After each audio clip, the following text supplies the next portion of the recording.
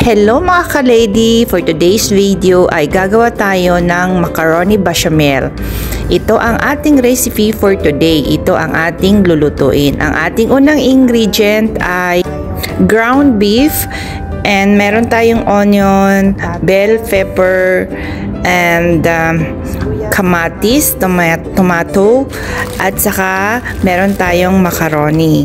So yan yung main ingredient natin, at huwag natin kalimutan na ating mozzarella, milk, at saka tomato paste. Yan yung pinaka main ingredient ng ating bechamel.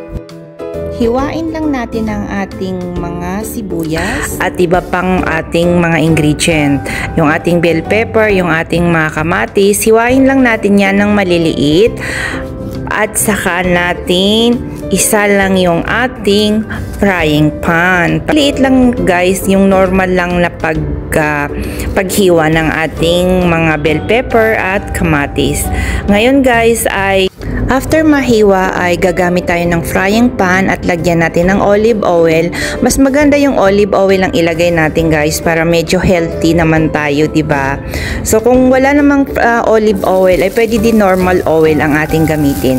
After natin malagyan ng olive oil, ilagay na natin yung ating sibuyas, bawang, at saka yung ating ground beef. Ayan. So, hindi ko na inubos yung ground beef. Kalahati lang yung nilagay ko kasi hindi naman karamihan yung gagawin nating bechamel kasi 2 tao lang ang kakain yan. So, nilagay ko na yung bell pepper. Pwede tayong gumamit na iba't ibang kulay ng bell pepper. Kaso, yan lang yung available sa akin, yung yellow. After natin ay maglagay na din tayo ng mainit na tubig sa isang casserole at pakuluan lang din natin, at back na tayo dito sa ating ground beef na lagyan natin ng ating mga spices. Naglagay ako ng ground pepper, paprika at kamon, at ilagay na din natin yung ating kamatis, sisundod na natin dyan, at saglit lang yan ay maluluto na guys yung ating ground beef. Kailangan lang natin siya lutuin, hindi naman yung masyadong lutong-luto, pero yung normal na luto lang.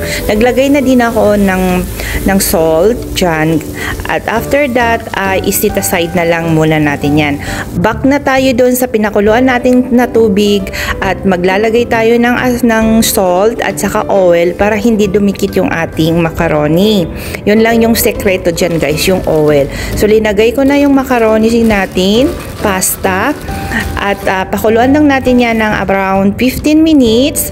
Pag malambot na yan ng 15 minutes, hanggang 15 minutes lang guys, pwede naman 20 minutes hanggang sa yung lambot na texture ng ating pasta yung magustuhan mo. So ayan, ready na siya guys. Tapos isalan na natin, tanggalin na natin sa tubig na mainit, at lagyan natin ng malamig na tubig para hindi masyado maluto yung ating macaroni, at isit aside lang natin. After that ay nandito na tayo, kumuha tayo ng dito sa isang lutuan guys ay naglagay na ako dyan ng milk. Tapos linagay ko na yung ating bechamel, mixed bechamel, at ipainit lang natin yan ng konti hanggang sa lumapot.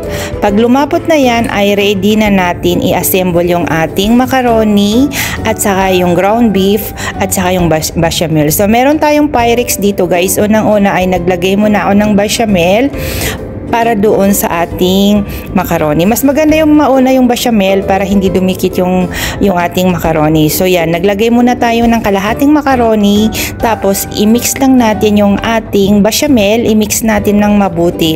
Kasi mas maganda yung i-mix mo siya para maging creamy.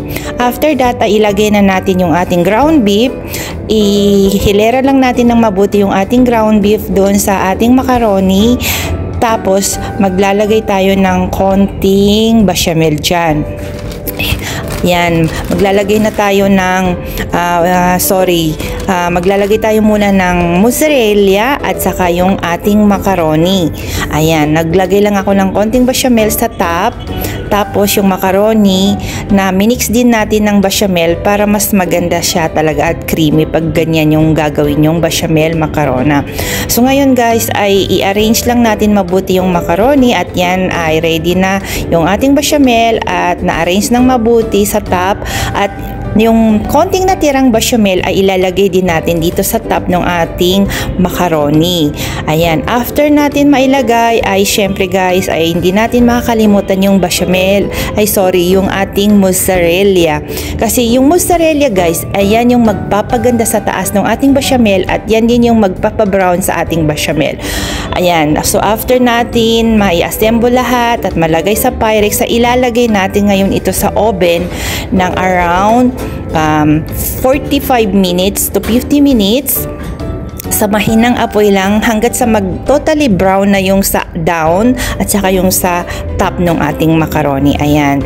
So ready na yan siya guys. After ng ilang minuto guys ay malapit na maluto yung ating bechamel at nag-brown na siya. So eto na siya guys, ang ating finished product, ang ating bechamel macaroni. So napakasarap niyan guys at napaka-creamy. I-try nyo lang siya guys. So yun lang guys, maraming salamat. Sana nag-enjoy po kayo sa aking recipe for today, and please don't forget to like and share and follow my page, and thank you so much hanggang sa muling ating video. Thank you, bye!